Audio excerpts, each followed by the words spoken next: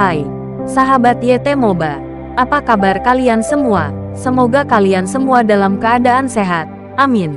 Sebelum melanjutkan ke ceritanya, jangan lupa tinggalkan like, komen, dan subscribe. Karena dengan like dan komentar kalian, yang semakin membuat admin semangat mengupload lanjutan ceritanya.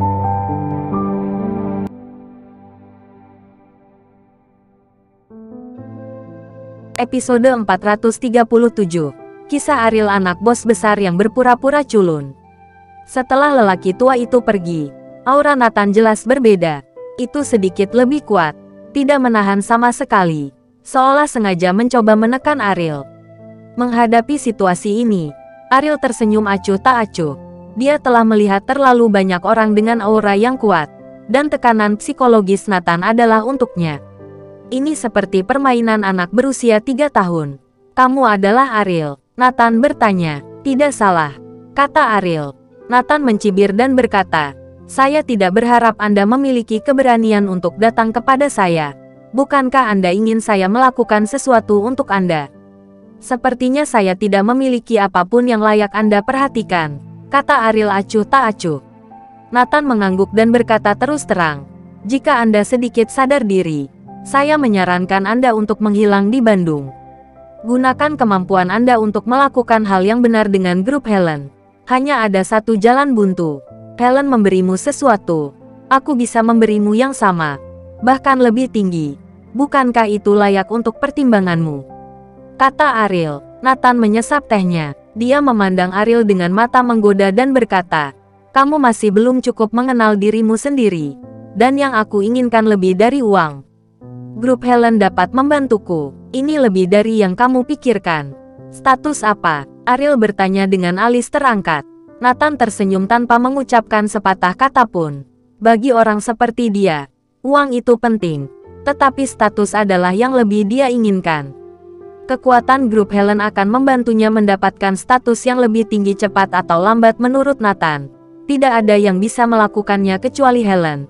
Jadi kesetiaannya kepada Helen sangat tinggi. Anda tidak memiliki kesempatan. Jika itu saya pasti akan menikah. Ini adalah hal yang indah untuk didukung oleh seorang wanita dalam hidup ini. Kata Nathan, apakah kamu tahu sejarah grup Helen? Ariel bertanya, apakah ini penting? Dari mana grup Helen berasal? Apa bedanya bagi saya? Selama dia bisa membantu saya mendapatkan apa yang saya inginkan, kata Nathan. Ariel tersenyum ringan. Meskipun dia tidak tahu janji apa yang dibuat Helen kepada Nathan, dia bisa yakin bahwa ini hanya kata-kata penghiburan untuk Nathan. Di kota, itu hanya untuk berurusan dengannya. Ketika semua debu mereda, Helen akan kembali ke Amerika. Pada saat itu, bagaimana dia bisa peduli dengan status Nathan, bahkan sebelum pergi? Sangat mungkin untuk memberi Nathan pukulan fatal. Tentu saja ini penting. Karena ini terkait dengan hidup dan matimu. Kamu telah mengambil begitu banyak uang dari grup Helen sekarang. Ini adalah bom waktu. Selama dia mau, kamu akan mati kapan saja, kata Ariel. Nathan mengerutkan kening, dan dengan marah menegur Ariel. Jangan memfitnah saya untuk hal-hal tanpa bukti. Jika tidak, saya akan meminta seseorang menangkap Anda. Dalam posisi Anda, menangkap saya hanya masalah satu kalimat. Tetapi apakah Anda tidak pernah berpikir bahwa grup Helen pada akhirnya akan mengusirmu? Dia datang dari Amerika, dan semua yang dia lakukan di Bandung adalah berurusan denganku. Apakah menurutmu grup Helen akan terus berkembang di Bandung setelah masalah ini selesai? Aku bisa memberitahumu dengan pasti. Helen tidak perhatikan pasar Bandung. Baginya, itu hanya permainan. Ketika dia akan pergi, apakah kamu masih layak? Ariel menjelaskan kepada Nathan. Nathan tersenyum menghina, dan berkata, butuh banyak otak untuk mengarang cerita ini. Ini sangat mirip film, tapi aku tidak akan mempercayainya. Dengan pasar yang begitu besar di Indonesia, apakah dia tidak akan tergoda? Bandung adil titik awal untuknya. Grup Helen akan berkembang di mana-mana di Indonesia di masa depan. Dapatkah Anda membayangkan status seperti apa yang akan saya miliki saat itu? Ariel menggelengkan kepalanya tanpa daya. Tidak heran Nathan bersedia membantu Helen melakukan sesuatu. Ternyata mimpinya tidak hanya di Bandung, tapi juga di seluruh Indonesia seberapa ambisius ini. Ambisimu sangat hebat, tapi ambisi ini akan membunuhmu cepat atau lambat, kata Ariel. Nathan meminum seteguk teh terakhir, berdiri dan berkata, sebaiknya jangan bertemu denganku lagi di masa depan. Aku tidak ingin Nona Helen menyebabkan kesalahpahaman yang tidak perlu. Kamu tidak memenuhi syarat untuk bekerja sama denganku sebagai pemborosan. Ariel tidak keberatan dengan kata-kata kasar Nathan, tetapi hanya mengingatkan, dengan kemampuanmu, tidak sulit untuk melihat situasi saat ini di Bandung dengan jelas. Mengapa kamu tidak memilih untuk melihat lebih teliti? Apa yang saya katakan? Sebaiknya kamu ingat dalam hatimu. Jika tidak, cepat atau lambat kamu akan menyesalinya. Kamu pengecut. Dan banyak orang iri padamu karena dibesarkan oleh seorang wanita. Tapi di mataku, ini adalah memalukan bagi seorang pria. Anda harus pergi lebih awal jika Anda telah melakukan begitu banyak hal yang mempermalukan pria. Nathan memarahi dengan getir, melihat Nathan berjalan keluar dari rumah teh. Tangan Ariel yang memegang cangkir teh tanpa sadar meremas cangkir teh itu menjadi berkeping-keping. Ada banyak luka di telapak tangan dan jari akibat pecahnya cangkir teh, dan darah meluap.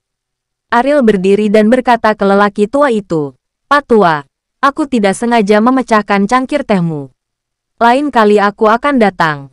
Aku pasti akan memberimu kompensasi. Di dalam rumah, lelaki tua itu tidak beristirahat. Sebaliknya, dia terus melihat situasi di luar melalui jendela. Ketika Ariel mengucapkan kata-kata ini, lelaki tua itu tertawa tanpa sadar dan berkata, saya tidak memiliki keterampilan yang hebat, tetapi tulang punggung saya sangat mirip dengannya, dengan keras kepala dan energi. Saya tidak tahu dari mana asalnya. Setelah meninggalkan rumah teh, ketika Ariel kembali ke mobil, tangan kanannya berlumuran darah. Bimo bertanya dengan gugup, ada apa? Apakah Nathan berani melakukan sesuatu padamu? Orang ini belum pernah merasakan kemampuan ribuan saudara di bawah komandoku. Setelah dia selesai berbicara, Bimo segera mengeluarkan ponselnya. Sepertinya dia berencana meminta seseorang untuk memberi pelajaran pada Nathan. Ariel berkata dengan ringan, itu tidak ada hubungannya dengan dia. Saya memecahkan cangkir teh dan tidak sengaja menggoresnya. Bimo memandang Ariel dengan aneh. Bagaimana dia bisa begitu ceroboh? Dia bukan lagi anak-anak. Apa yang dia katakan? Bimo bertanya. Ariel tersenyum tak berdaya, dan berkata, saya khawatir akan sangat sulit untuk berubah pikiran. Nathan membuat mimpinya terlalu besar dan indah. Mimpi apa? Bimo bertanya bingung. Untuk mengejar kekuasaan dan status. Dia percaya bahwa apa yang Helen dapat berikan padanya bukan hanya status di Bandung, tetapi seluruh Indonesia. Ariel menjelaskan. Setelah Bimo tertegun sejenak, dia tersenyum dengan jijik, dan berkata, orang ini memiliki hati yang begitu besar. Bukankah dia puas dengan klub malam? Apakah dia tidak tahu bahwa Helen tidak ingin dia berkembang di Indonesia sama sekali? Kuharap dia tahu tentang ini. Tapi sayang sekali bahkan jika dia tahu, dia mungkin tidak akan mengakuinya. Ariel menghela nafas. Setiap orang memiliki mimpi. Meskipun itu adalah mimpi yang konyol. Dan mereka tidak ingin dibangunkan. Nathan dalam kondisi ini sekarang. Dan bukan hal yang mudah untuk membuatnya bangun. Selain Nathan, Ariel memiliki keraguan lain di hatinya. Cangkir tehnya penuh dengan noda teh. Pasti ada alasan mengapa lelaki tua itu menggunakannya untuknya. Tetapi dia belum mengetahuinya. Setelah kembali, Ariel kembali ke rumah sewaan sendirian. Ketika sampai di rumah, Melissa berencana memasak makan malam untuk Ariel. Saat dia melihat darah kotor di tangan Ariel, dia langsung menjadi gugup. Berlari di depan Ariel, dia dengan hati-hati meraih tangan Ariel dan bertanya, ada apa? Kenapa kamu terluka lagi? Ada begitu banyak darah. Bagaimana bisa baik-baik saja jika lukanya terinfeksi? Apakah Anda tahu apa konsekuensinya? Melissa berkata kepada Ariel dengan wajah mengeluh, dan kemudian langsung menyeret Ariel ke kamar mandi. Melihat Melissa yang tertunduk, dengan hati-hati membersihkan lukanya, Ariel terkadang merasa bahwa kelembutannya cukup menawan, dan suaminya pasti akan sangat bahagia di masa depan. Tetapi orang ini pasti bukan dia. Setelah membersihkan lukanya, Melissa membawa Ariel ke ruang tamu, mengeluarkan beberapa kain kasa dan obat-obatan, dan membantu Ariel perban tangannya. Meskipun lukanya kecil, jumlahnya sangat banyak, yang membuat Melissa bertanya-tanya bagaimana bisa terjadi. Apakah kamu akan melakukan pertunjukan mengambil pecahan kaca dengan tangan kosong? Tanya Melissa. Ariel tersenyum tak berdaya. Meskipun tidak terlalu berlebihan, itu mirip. Apakah kamu tidak tahu bahwa aku bekerja paruh waktu di sirkus? Ariel tersenyum, bersambung.